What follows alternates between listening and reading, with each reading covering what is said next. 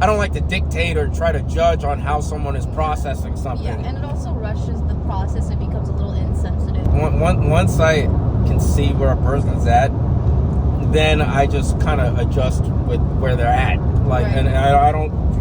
It's not a one size fits all with how I deal with people and how I perceive my own opinion. I have to really like customize it to. Some people look at it like, oh, you're just like people pleasing, and I'm just like, no, it's like psychology. It's like soul psychology, where it's like, no, there's stuff in my mind. If you do that to me, like, I'm gonna want to like go fucking crazy. But that doesn't mean everyone's gonna be reacting the same way I'm gonna react. So yeah, you gotta just that natural respect, and then when you're able to operate on those deeper levels of like, okay, why did this happen in the first place? What's going on with this? And if you can hold the capacity and the space to do that, it's going to effectively change the world. So it's just everybody's playing like their role and position, and it's happening. There's going to be a lot of justice coming. There's a lot of karmic justice, and there's a lot of souls choosing to go through this process, including us, so that we can shift and change. But some of us have to learn through these experiences to know at such intimate levels of what that feels like. What's that?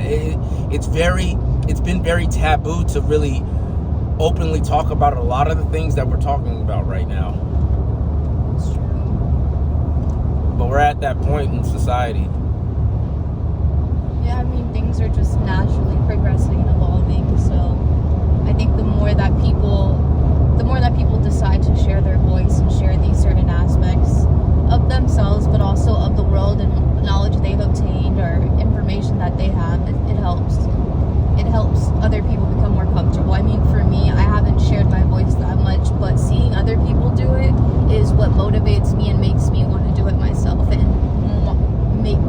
makes me want to put myself out there in that way, because I'm like, if they're capable and they can do it, and this is something I want to do, then I should be doing it too. So yeah, man, you got to do it, because I mean, there's people screaming about toothbrushes on TikTok and stuff. And it's like, yeah, I think you could say your piece too, and it'll fit just perfectly. Yeah, and it's a contribution to the collective. It really is.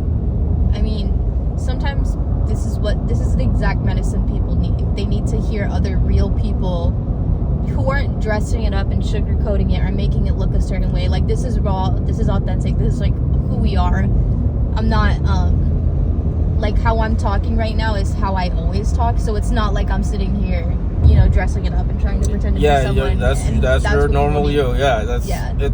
And it's, again, it's in the astrology too. So it's not.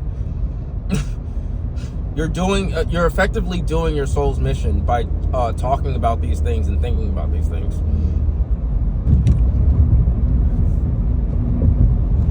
Yeah, for sure. So, do you want to talk about when you first started awakening? And then we can both kind of like... This,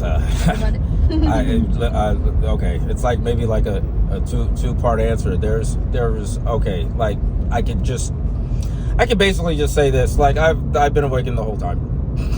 That's the first answer. And then the second answer, as far as like actually going through the main mission process, this was around COVID. That was when it was like, okay, like I am awake. I am awake with like 3 pounds of caffeine in me awake. Like, what, because I've always questioned my whole life. I've always just been like, this doesn't feel correct. Right. Like the whole time I've just been like, I didn't have, and then I would naturally gravitate towards spiritual leaders, spiritual affairs, and worldwide affairs. I'd naturally watch world news or figuring out what's going on in other parts of the world. That was just normal as a teenager. I was just like, oh, I'm really curious. But during COVID, that was when it was like, or even before COVID, I was also, because I was doing stand-up in New York, so that's why I was just like it was a lot of killing time, and it was a lot of, this is, I was a conspiracy guy, like, conspiracy. I was just like, something's off. And I noticed that's the start of it for a lot of people. Yeah, something's off. Something's just like, there's something more going on. And but COVID was my full blown, like, okay, for real, what is this? And that's when I started getting more of the galactic information and stuff that people were kind of like for years talking about, and I kind of just put it on the files, like, okay, I'll go back to it later. Like, this time it was like, okay, is this what is star seed, star crap? What, like, is it real? Is it not? I'm one, I'm two, what? And it branched off from there, and it led me to you guys and what I do now. And it's just, it makes sense to me, because if it's not this, it's got to be something completely different, because I know it's not the shit they were telling us. Right. That's super obvious. Yeah, that's definitely the common denominator I see with people who are awakening or have awakened, whatever you want to call it, is just the natural mistrust in this system and what's going on around us. And I feel like it's my story is a little bit similar as well. When I was very attuned to myself and to God and to everything else as a very young child, but then through trauma, abuse, sexual abuse, I kind of strayed further and further away. And then when I was 15 and 16, I started writing poetry. I always journaled. I've always like wrote stories and stuff like that, but I had never like actually written a poem except in school until I was 15.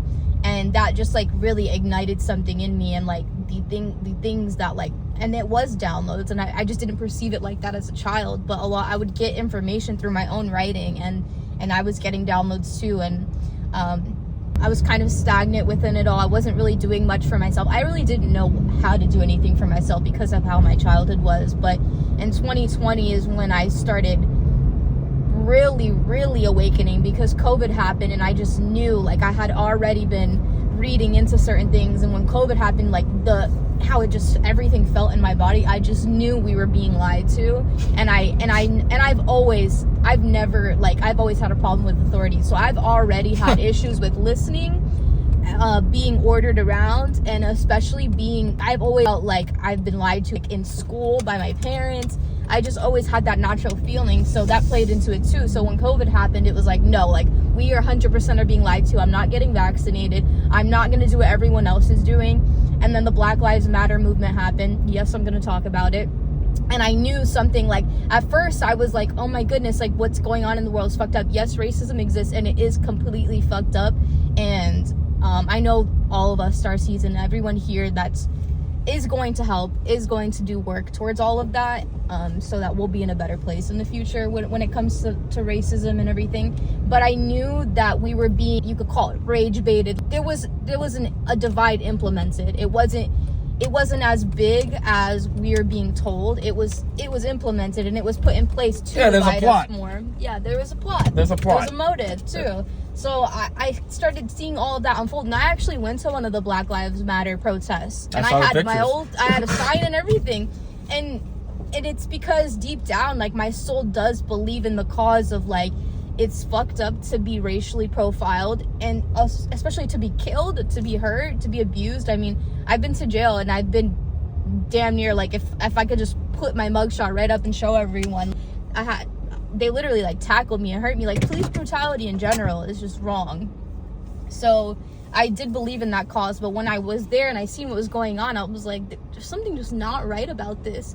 And that just, like, domino effect, like, it just started happening, unraveling very quickly for me. And especially as I started to take care of myself more and actually have more of a routine of the things that I do for myself, that also helped me, because it brought me closer to myself. So I stopped always looking outside of myself for everything, which I did. Well, I know a lot of people can relate to that, because a lot of people had to go through that too.